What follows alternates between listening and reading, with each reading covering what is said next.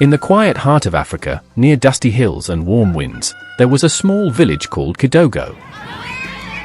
The people lived simple lives in mud huts, raising goats and chickens, sharing food when they could, and telling stories by firelight. Must be returned tonight. That evening, under the light of a full moon, Jonah and the elders walked back into the forest. The egg felt warm now, like it was alive. The forest was silent as they reached the great tree. The moss still glowed.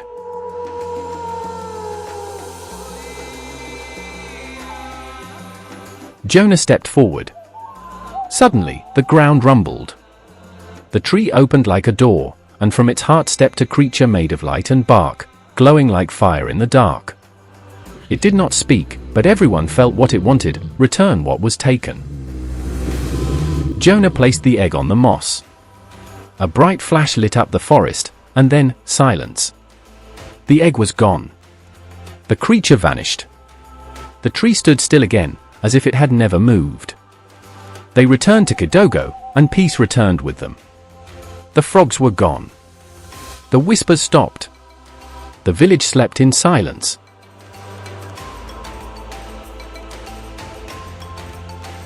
But Jonah was no longer just a barefoot boy. He could hear the forest in ways no one else could.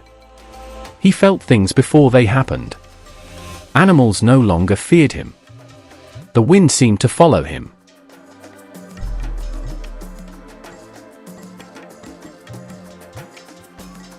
He had returned the egg, but the forest had left something inside him. Not a curse. Not a gift. A connection. Jonah was still the boy with bare feet. But now, he was something more. In the days that followed, Jonah said little. But the people noticed.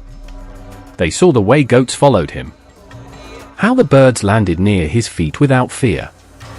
How even the village dogs, once wild, sat beside him like friends. He didn't act proud. He still walked barefoot. Still wore his torn shirt. Still fetched water with the others. But something in him was different. And everyone felt it. The elders began to speak of him in quiet tones. The boy who walked into the forest, one would say.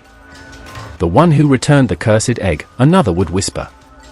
The old woman who told the story of the tree of life sat beside him one afternoon and placed her hand on his chest.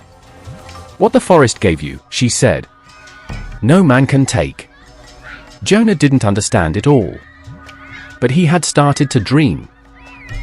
He didn't tell anyone. Not yet. But he knew deep down. The forest wasn't finished with him.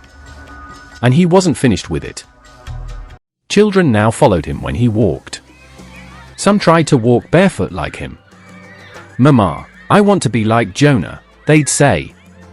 Some villagers began calling him Dogo. To hear what happens next, drop a comment below. Don't forget to like, subscribe, and share this story with someone who needs to hear it. Part 2 is coming soon.